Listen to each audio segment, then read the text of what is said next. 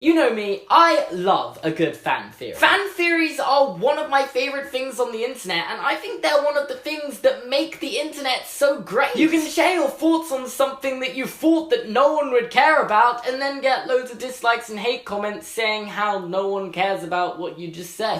It's okay, don't listen to the haters. It's okay, don't listen to the haters. Just the thing is, when I make a theory, I try to make a connection between something that no one's spotted yet, which might change the way you view the film or a certain character, and I personally think it makes the film more interesting. But there are some theories that just completely ruin their films, and it makes me so mad. And there's a specific type of theory I'm going to be talking about today, because these theories are the worst. There isn't a name for them, but to put it simply, I refer to them as it's all going on inside their head theory, which seems quite self-explanatory, as these theories suggest that the events of the film never happened, and they actually just went on inside the main character's head. I'm sure you've seen one or two of these in your lifetime, and trust me, coming from someone who's seen loads of them, they all suck just as bad as the last one.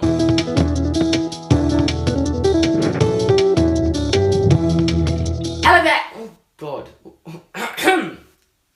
Any franchise you can think of has a theory somewhere or another suggesting that it was all just a dream or all just going on inside one of the characters' heads. I don't know who actually makes these theories, but it worries me to think that some people sit down one day and write a theory about how an entire film franchise was just a dream. To be honest, they probably just copy and paste every single other one of these theories and change the names, because they're all exactly the same. Like, making a theory like this doesn't improve or make the franchise any more interesting. They honestly just make me feel like I've wasted my time by watching this film or television show. However, like any other theory, I don't have a problem with these theories until they get popular. And for some reason, these theories always manage to get popular. They start getting shared and mainstream media gets involved, and it just... Honestly, who wants to see a theory about how an entire film franchise was just a dream? Who?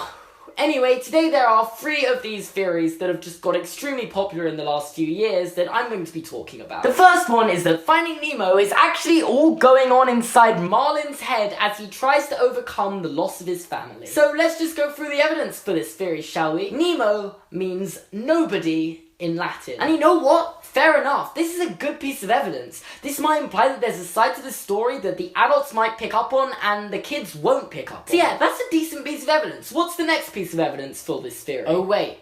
That's it. Like, there's one piece of evidence for this, and the question I've got to ask is, how does it improve the film? Are you thinking about an answer to this question? Because it was a trick question. It doesn't improve the film. If Nemo doesn't exist, the events of the film end here. Roll credits. That's film over, done. Oh yeah, Finding Nemo's a great film. Shame it's only 5 minutes long, right? Also, I don't know about you, but if I was to watch a Pixar film where the events of the film were going on inside someone's head, my go-to film would be Inside Out. Also, surely this theory's been disproved by the release of Finding Dory last year, right? Because it's just getting stupid if you're suggesting that Finding Dory was another dream he had inside his head, featuring the sidekick forgettable fish from his first dream as he goes to search for a long-lost family, also with the fish that is actually his child but was never actually born, that's also from the first dream, as they all just go searching for her family.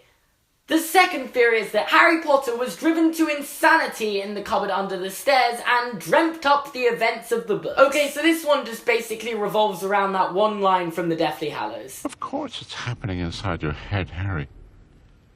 Why should that mean that it's not real? Oh my god, does this imply that the events of the Harry Potter books are all going on inside Harry's head? No, it doesn't. It's referring to the afterlife, and despite the fact it's going on inside Harry's head, why does that mean it's not real? I'm not getting into it. It's not a Harry Potter video today. But again, that is it for the theory. That is literally it. As for all of these theories, the main piece of evidence going for it is that you can't disprove it. Despite the fact it makes no sense for Harry to have a 7-year dream where he's able to use all of his senses, is able to have a dream inside a dream, and even die and come back to life. Honestly, why is this theory even popular? I'll tell you why, because there's no way to disprove it. Because technically speaking, anything can happen in a dream. Well, there is actually one way. If the creator comes forward and says that the theory isn't true, I think that would disprove it. But why on earth would J.K. Rowling feel the need to come out and state that Harry Potter wasn't a dream? Who reads the books and assumes that. Except apparently people do, because the fact she hasn't come out and said that the theory is untrue is being used as key evidence by people who believe this theory,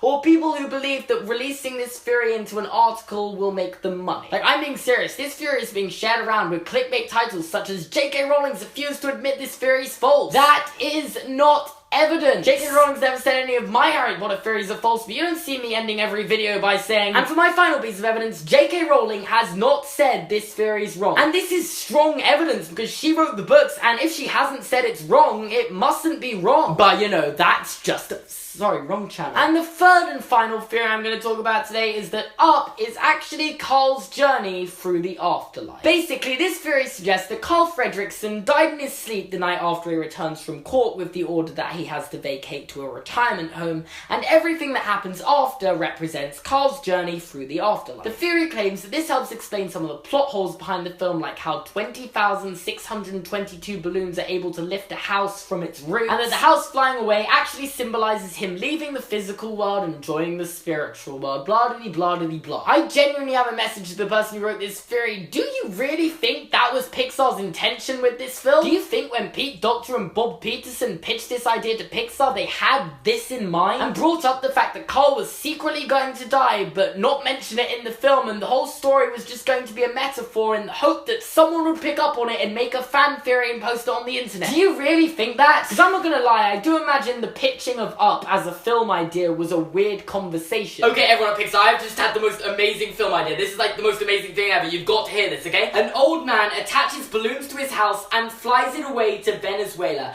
accidentally bringing an 8-year-old boy with him on his porch. And then when they get to Venezuela, they discover a bird that humankind doesn't believe to exist. Well, you know, except for another old man who's been searching for this bird for 50, 60 years. And then this other old man tries to kill the original old man and the boy with an army of talking dogs. Why is everyone looking at me like I'm a crazy person? Honestly, I think if you put a sad backstory for the original man, like not being able to achieve his life goals and his wife dying, you will get, like, nominated for Best Picture. But I don't think the entire film being a metaphor for Carl's death was ever mentioned in the pitching of this idea. And again, this theory does not improve the film. On the contrary, it completely ruins Carl's character arc, as he never learns to love anyone other than his wife. And he just dies a grumpy old man. Fortunately, though, I think this theory can be disproven, since Paradise Falls is this supposed heaven in this metaphor. But at the end of the film, Carl goes back home and even attends Russell's Wilderness Explorer ceremony. Which means, according to this theory, at the end of the film, he left the spiritual world and joined the physical world, and that means he resurrected, and that just doesn't make sense. So, boom! Theory debunked. I wish I could debunk every single one of this type of theory, but unfortunately I can't. All I can say is that I very much doubt that many writers start writing something with the intention of ending it by saying, and then the main character woke up. Which is why I think that these theories are so stupid and I'm sick of them. So I made this video so I could complain about this to someone and to spread the word about why these theories are stupid. So thanks for watching me complain and spread the word. So make sure to leave a like. Thanks for watching. Make sure to click subscribe by clicking here and watch another video by clicking here. That's the kind of stuff you say in an end card, and yeah, we're done. You can go now. Thanks for staying so long. Thank you. Bye.